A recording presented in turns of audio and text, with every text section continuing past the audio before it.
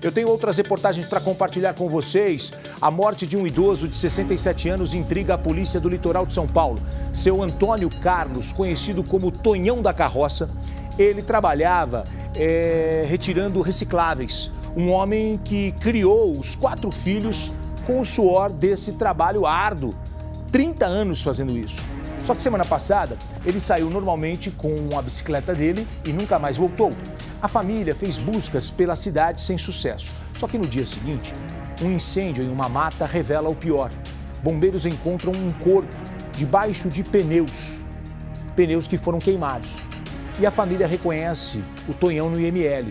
Agora todos têm medo porque a maneira que o idoso foi encontrado aponta para um método de execução de facções criminosas, conhecido como micro-ondas. Inclusive, teve um jornalista famoso que foi morto dessa maneira, o Tim Lopes. O que teria motivado esse crime? Por que esse senhor, amigo de todos ali no bairro, o que levou este homem à morte, um idoso humilde, querido? Nós temos uma reportagem especial de Lívia Zúcaro agora na tela do Cidade. Vamos lá. Um incêndio. E um corpo encontrado debaixo de pneus em área remota. Sumiu tudo, bicicleta, celular, tudo. Apesar de ainda aguardar análise de DNA, a família reconhece. A vítima é Antônio Carlos, conhecido como Tonhão da Carroça. O catador de latinhas tinha 67 anos. Mas por que Tonhão teria sido morto com tanta crueldade? A polícia não descarta nenhuma hipótese. Ele foi vítima do Tribunal do Crime? A gente não sabe o que aconteceu. Nós estamos fazendo essa gravação dos parentes de seu Antônio Carlos. Uma pessoa que tem medo de mostrar o rosto e até mesmo de identificar a própria voz. Tudo isso porque ninguém sabe quem cometeu esse que para a polícia é um crime, um homicídio qualificado. Essa pessoa que vai gravar a entrevista também sabe que o crime organizado utiliza esse modus operandi de assassinato para cometer crimes em tribunais do crime. A forma com que Antônio Carlos foi assassinado e teve o corpo queimado é conhecida no crime organizado como micro-ondas. Ele nunca mexeu com coisa errada, ele nunca fez coisa errada, ele sempre trabalhou. A familiar estranhou o fato de Antônio Carlos ter desaparecido e começou a fazer buscas pela cidade. Ele saiu na sexta de manhã para trabalhar e não voltou mais. Fomos em hospitais, fomos no ML, em tudo quanto é lugar e nada. Todo mundo que estava procurando ele andou pelos matos, tudo e ninguém viu. Horas depois, a família fica sabendo de um incêndio na região, exatamente no local por onde eles haviam passado à procura de Tonhão. O que está na reportagem é que o bombeiro foi chamado para apagar o incêndio. Aí quando apagou, eles viram o corpo dele embaixo dos pneus. Mas o que há por trás dessa história? A família afirma: Tonhão nunca se envolveu com o crime organizado. Você acha que o Tonhão da Carroça estava marcado para morrer? Não, porque ele não tinha rixa com ninguém, ele não tinha inimizade com ninguém, ele era conhecido na Zona Noroeste inteira pelo serviço dele, fez muitas amizades, muitos amigos, até as crianças gostavam dele. Que tudo que ele ganhava, ele dividia com as pessoas. A gente está numa avenida muito movimentada de Santos, no litoral sul do estado de São Paulo, exatamente no local onde o corpo de Antônio Carlos, segundo a família e a polícia, foi encontrado.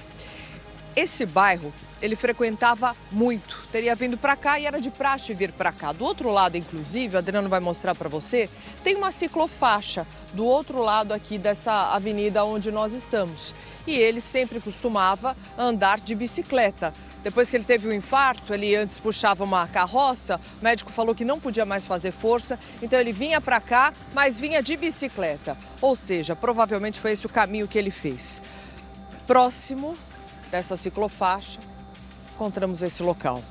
Foi aqui o local onde o corpo do Antônio Carlos foi encontrado. O Corpo de Bombeiros é chamado aqui durante a tarde para tentar apagar um incêndio. A gente está numa área de mangue aqui de Santos. De repente, quando eles chegam aqui, ninguém sabia, mas no meio desse incêndio havia um corpo, um cadáver que naquele momento ninguém sabia dizer se era de homem ou de mulher. Demorou para que o Corpo de Bombeiros entendesse que tinha realmente alguém ali, porque haviam pneus aqui nesse local e esses pneus estavam em cima desse corpo. O que chamou muito a atenção da investigação, que já registrou a ocorrência como um homicídio. Ninguém acredita aqui em um acidente, mas a história é um mistério, até mesmo para a polícia. Daqui, esse cadáver foi recolhido, levado para o IML, onde a polícia descobre, junto com os peritos, que se tratava de Antônio Carlos.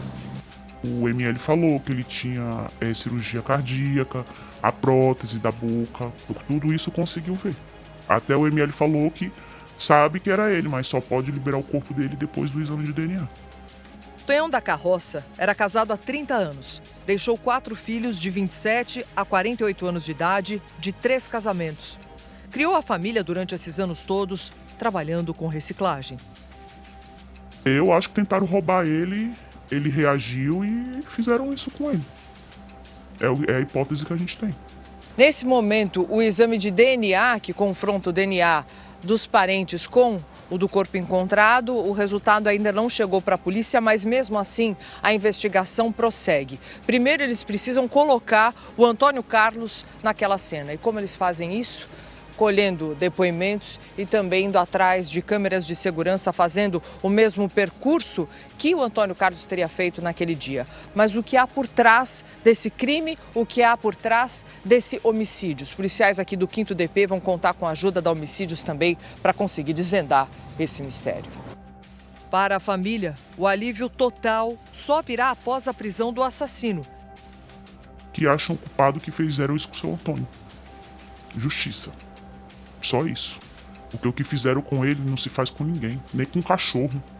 Ele era um senhor de 67 anos, trabalhador, cardíaco, com problemas de saúde, que saiu de casa para ganhar o dinheirinho do pão da mulher e dos filhos dele, para pegarem e fazerem isso com ele, matarem e ainda tacarem fogo. Isso não se faz com ninguém. Olha, eu penso, vou trazer o Guastelli para essa conversa. Eu penso que não foi um crime comum, um roubo, um latrocínio, um roubo seguido de morte. Roubaram ele. Eu penso que tem algo por trás dessa história. Mas, Gotino, todo mundo fala que ele é um homem sem problemas, não era envolvido com um crime. Eu sei e eu acredito nisso. O que você pensa? Eu acredito que foi uma execução aí, ele ficou sabendo alguma coisa demais, a mais, né? Do que não era para saber e acabaram executando ele de uma forma assim cruel, né? Olha, sabe o que eu penso e vou compartilhar com vocês o meu pensamento? Posso estar equivocado aqui, mas é só um pensamento, uma opinião sobre o que pode ter acontecido. Você sabia que no Brasil mais de 1 milhão de pessoas vivem de recolher material reciclável? Mais de 1 milhão de pessoas, ou seja, a gente tem aí uma média de 4, 5 milhões de pessoas que vivem da reciclagem, porque tem muita gente que sustenta a família. Ele, por exemplo, é um exemplo, né? Ele é um exemplo porque ele sustentou os filhos fazendo esse trabalho. Talvez ele tenha provocado inveja em alguém, porque ele saía para trabalhar com uma mentalidade vencedora. Mesmo fazendo um trabalho, ele com muita humildade, com muita simplicidade, ele ia atrás desse material e ele levantava o dinheiro dele. Não sei se ele não provocou a inveja em alguém. Pô, esse cara, eu passo aqui para recolher, ele já passou, ele já recolheu. O cara é trabalhador, o cara é antenado, o cara, ele saía de manhã, voltava à noite com o dinheirinho, com o pão, com o leite, sustentava a família. Talvez ele tenha provocado. Olha, eu vou acompanhar essa história, vou até anotar aqui para a gente ir atrás de mais informações até o desfecho desse caso, para não deixar cair no esquecimento, não. Mas vai por mim que tem alguma coisa e talvez até um motivo fútil. Mas a forma que ele foi morto é alguém com raiva. Como disse o Guastelli aqui, é fruto de uma execução.